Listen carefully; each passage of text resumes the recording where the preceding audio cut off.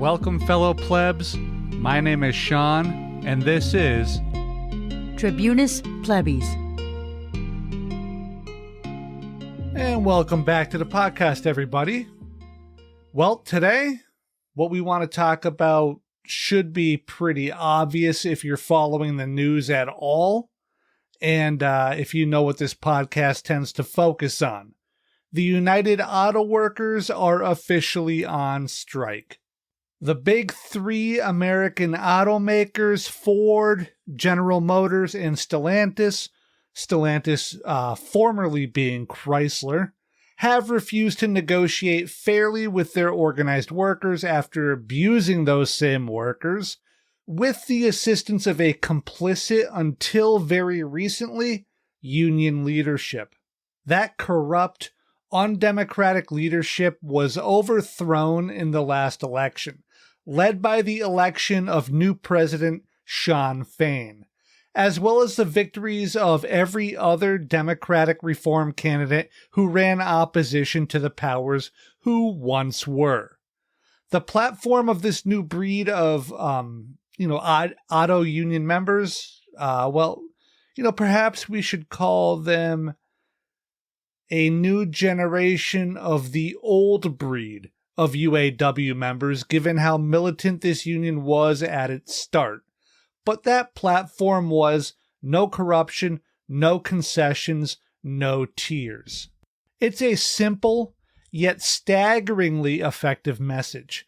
We are going to fight as one. Shawn Fain has been beating the war drums with another message as well. Record profits, record contracts. And so far, Fain and the rest of the UAW have lived up to these slogans. And today, that fight starts in earnest as 150,000 members of the UAW have entered the fray.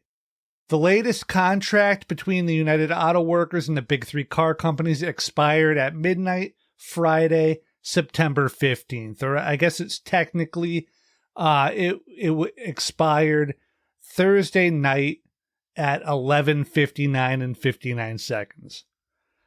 The workers are seeking gains, yes, but they are also seeking to claw back concessions made for the past, over 2 decades at least. So anybody out there who's listening, this is the time to support the strikers in any way that we can. If that's just being positive online, that's fine. Seriously, just bringing attention to these workers and their plight is very worthwhile. Do it as much as you can. If it's doing stuff like dropping water off for picketers, or even just honking your horn as you drive by, do that as well. As I become aware of them, I will do my best to make everyone aware of any crowdfunding campaigns or other ways to help strikers as well, both, through Twitter and Mastodon and Instagram. Now, I've said many times that strikes are not fun. They are, in fact, pretty brutal on workers, especially if they go on for any length of time. It's really important to do what we can to help these folks out. And this isn't just for, a giant nationwide strike like this either. Try to help whenever you see workers on the line. The UAW looks to attack all three car makers at once with this strike. We talked about this a little bit in our last episode, but some new stuff has leaked out, and it appears that the UAW tactic won't be to shut everything down all at once. At least not at the start. And just to be clear here, this episode is being recorded and released very early in this process, so all of this is very much up in the air at this point, so please forgive anything that, quickly becomes outdated. So the tactic that they seem to be employing is to strike at particular plants, particular places that the union considers to be important to the operation. Exactly where and when any particular locations will be struck will evolve over time. Nobody's giving a list ahead of time. So, I don't even want to list what's going on right now. So I'm just going to keep this kind of very general to, avoid being dated if people listen to this just a few hours or a day or a couple days down the line. But from there, from those initial strike targets, If negotiations continue to falter, the union will shut down more plants, or perhaps just different plants, in an effort to make, its power felt. This is an entirely new methodology for the UAW, at least when it comes to the car industry. In the past, they chose to strike against only one of the big three at a time. They would strike, choose one company, strike against it, get a deal with that company, and then get the other two to sign on to that agreement. And then from there, it would be a master agreement with all three companies. Now, Fain, right now, in this incarnation of the UAW, and the rest of the leadership, they have different plans this time around. They will be applying pressure to all three of these corporate behemoths all at once with this unpredictable precision strike type plan. And the membership seems to be fully behind the UAW this time around, showing incredible solidarity and fighting spirit. One of the amazing things that I've heard happen from some of my friends at a Ford warehouse here is that in the lead up to the strike, a lot of union members had kind of switched mindsets over the past few months from asking things like, should we strike or will we strike, or even expressing fear of a strike. And they've totally switched to, when will we strike? They've been actively looking for it. And I don't know if that seems as huge to some, of you guys out there as it does to me, but I think it really signifies a change in the very nature and culture of that union as it becomes more militant and holds that line. And by the way, speaking of lines, never ever cross picket lines. Don't scab in any way. Now, as to the strike itself, much like basically every strike, this isn't just about wages, even though that's what most of us tend to focus on. Yes, there are wage demands, but there are other demands as well that go beyond, the individual worker, and I just want to highlight some of those here. The first one is eliminating tiered work, and it's a big one. Reestablishing retiree medical benefits is another. Gaining the rights to strike over plant closures. Working family protection programs. More paid time off. Ending the abuse of temporary workers, the so-called permatemps, because they never seem to get hired full-time. And then raising retiree pay. Those, my friends, are the sorts of things that we should be fighting for beyond our base selves. Yes, wages and benefits are important. We all know that. In fact, they are, very important. So much so that we tend to overlook a lot of that other stuff. We tend to be so focused on ourselves, in this country, that we often forget the group. We identify with a wage raise because we want one. I want one. We all want to do better. And this sort of, individually focused thinking is what is pushed so hard across our entire society. Be selfish, fight for yourself, fight against your coworkers, be a crab trying to climb out of that pot, drag down anyone ahead of you, and step on anyone behind you. And I guess this is maybe the most important part. If you do make it over the lip of that crab pot and find freedom, don't you ever dare to reach back down and help anyone else up, especially if you aren't friends or family. But look at those demands. Healthcare for retirees. The vast majority of these folks don't know any UAW retirees. Same issues with raising retiree pay. The UAW is just trying to help take better care, both medically and financially, of those who came before them and made it possible for them to be in this position at all. Well, you know what? Now that I'm thinking about it, just to maybe correct myself a little bit, I said that the vast majority of these folks don't know any UAW retirees. And you know what? Honestly, a lot of people do. There's a lot of second, third, fourth generation auto workers out there. I just feel like I was a little dismissive there, and I wanted to note that. A lot of these people know retirees. So these workers are, what's next on the list here? They're also fighting to help the temp workers who work just as hard as they do, but don't make near the pay that they make as full-timers. Those might seem like obvious things to many people, or small acts, but this is real solidarity. These are things that we should always be fighting and battling for the collective good of all of our people, especially the elderly and, any who lack the ability or power to fight for themselves. Another aspect of this strike and demands going forward is yet again another action which is aimed at helping a large group of people, and that is in getting the workers at 10 electric car battery plants to be paid UAW wages. Another huge issue going forward, as these workers are and will be very much underpaid going forward and working in plants which are extremely dangerous. Right now, the big three have enough cars manufactured to last just over 2 months, and that's if you include all the available cars, even the least popular models. They will likely begin running out of popular models sooner, which will potentially drive buyers to non-union companies and harm the Detroit trio. Yes, some studies show that costs will rise. Kelley Blue Book estimates that a 2-week strike will raise car prices by 2%. It also predicted that the non-union car companies will mirror these price increases, not because they need to, but just because they can.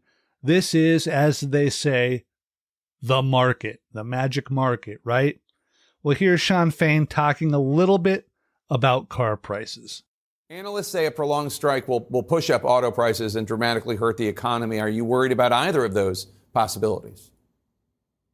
It's amazing to me how analysts, when workers ask for their fair share, it's always the end of the world. And, no one, the last 4 years in general, okay, in the last decade, these companies made $250 billion in profit. In the last 6 months alone, they made $21 billion in profit. In the last 4 years, the price of cars went up 30%. CEO pay went up 40%.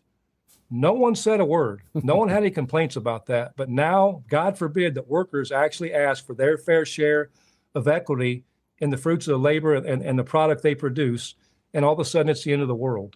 So, if the talking heads, the pundits, the companies want to say that, if we strike, it can wreck the economy. It's not that we're going to wreck the economy. We're going to wreck their economy, the economy that only works for the billionaire class. It doesn't work for the working class. Now, like I said, this is going out rather early in the strike, but it looks like the UAW is indeed taking a stand-up strike approach, that method I mentioned earlier. They're striking all three makers at once, strategically telling their workers to walk out of particular locations at particular times. The aim here is to hit the most important warehouses and manufacturing plants a few at a time and to slowly ratchet up the pressure on the car makers. And hello there, everybody.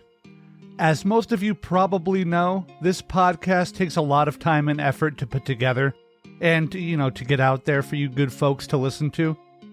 And you, our listeners, can help us by liking and subscribing on YouTube. So please take a second to click those little buttons. It helps a ton.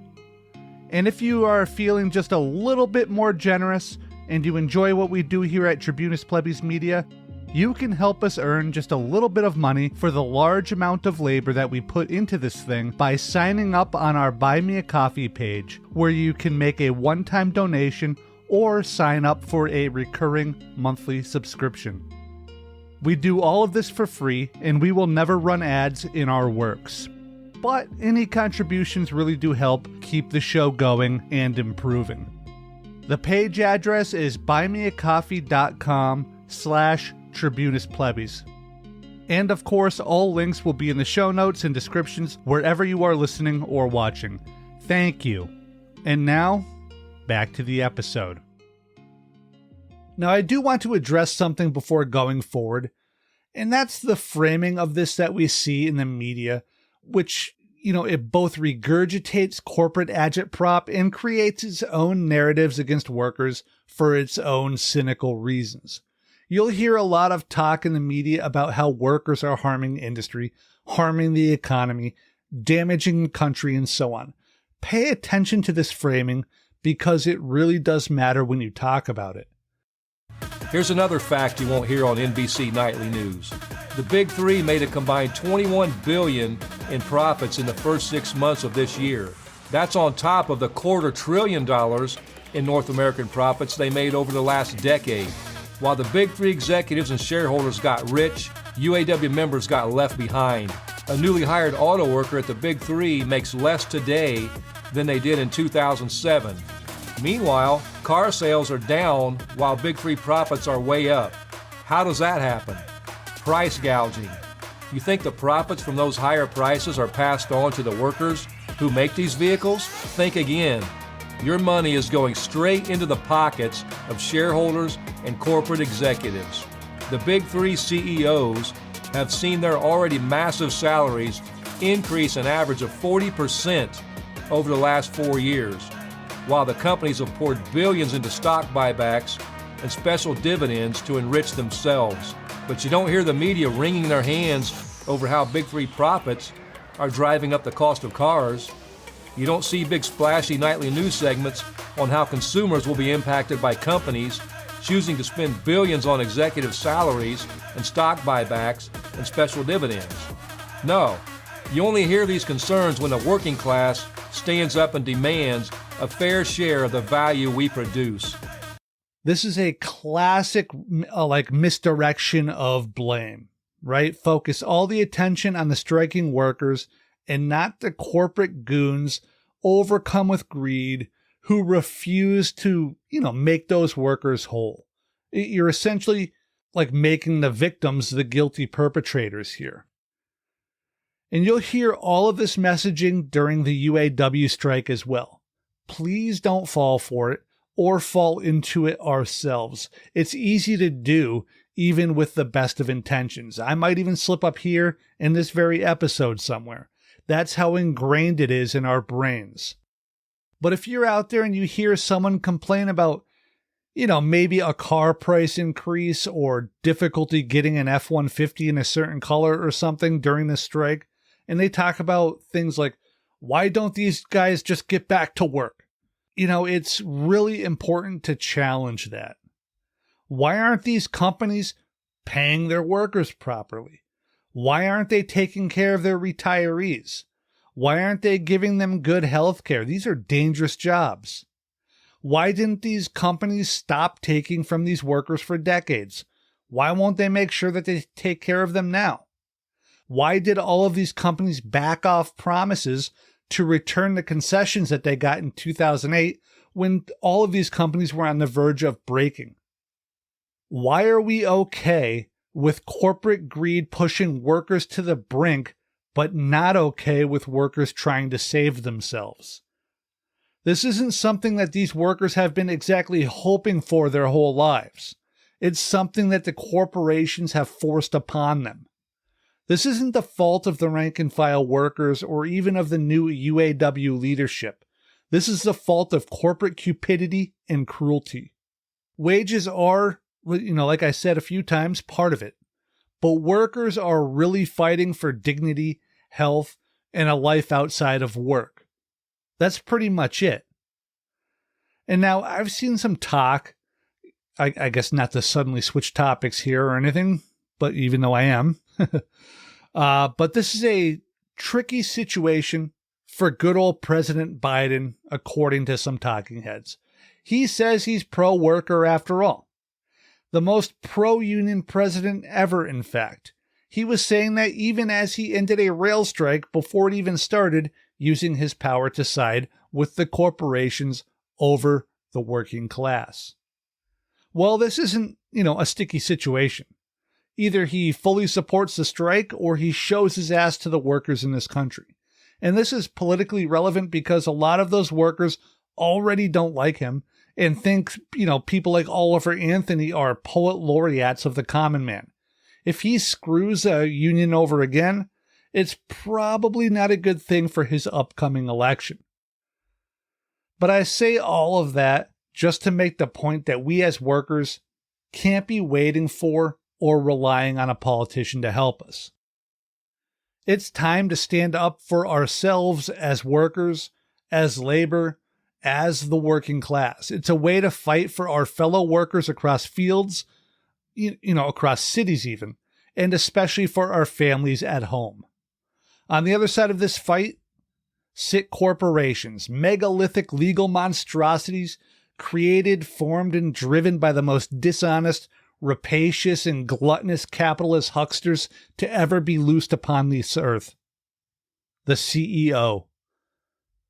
Now, one way we can, really see the difference in the relative financial power of both sides of this fight is that Ford, one of the big three here, has already secured over $4 billion in funds to help it get through a strike. Not to mention that it has been training 1,200 office workers to cross the line as scabs to scab on their own workers. But think about that for a second. $4 billion in credit line to keep going. Meanwhile, the big three will do their damnedest to starve out the workers who just want a better life. They'll literally try to starve them back to work. Joining the corporations and their CEOs is the media, itself a corporate monster born of equal parts avarice, vainglory, cowardice, falsity, and phlegm. Corporations want us to believe that we are not worthy, that our time is not worthy, that we should be happy to work ourselves dead for next to nothing to bring those corporations wealth. They want us to believe that poverty wages are good wages. Seriously, they will say things like, we should work hard, dangerous jobs for $1 per hour because, hey, that would be better than no money at all. And the media will have the person making that claim on for a 30-minute interview to make sure that we all see it and hear it. There will be no rebuttal by anyone who disagrees with that statement, by the way. Corporations lie. The media calls it truth. And it's important that we stand up against corporate greed and lies. But we also need to recognize that we are firmly in the crosshairs of the media with their own lies and obfuscations and omissions. These losers, these goobers, want us to believe that without them, we wouldn't exist. That the proletariat needs the capitalist, the free people need corporations for work. But the reality is that the capitalist needs us, the workers, not the other way around. Things got done before the legal entity of the corporation, before jobs as we currently imagine them even existed. But no factory exists in any meaningful way without workers. No business does, really. We don't need them, they need us. This need is why they devalue you, so they can buy us off cheaply, so they can rent our time at rock bottom prices while we slowly waste away. But when they devalue us as deeply as they have for so long now, they do something else. They radicalize us because we know our true value, even if we can't put that into a math equation on a chalkboard. That value is etched in our calluses and known from deep within our bones. Our very sinew screams its worth as we move. No matter what these companies hold over our heads, no matter what the media tells us, no matter the lies of the talking heads or the BS corporate speak of that evil CEO, no matter our personal wealth, religion, or race, or creed, none of that. We have one fundamental weapon and strength in this fight: the ability to withhold our labor and simply not work, to lay down our tools and walk away. And this is a weapon that the United Auto Workers are wielding and swinging right now.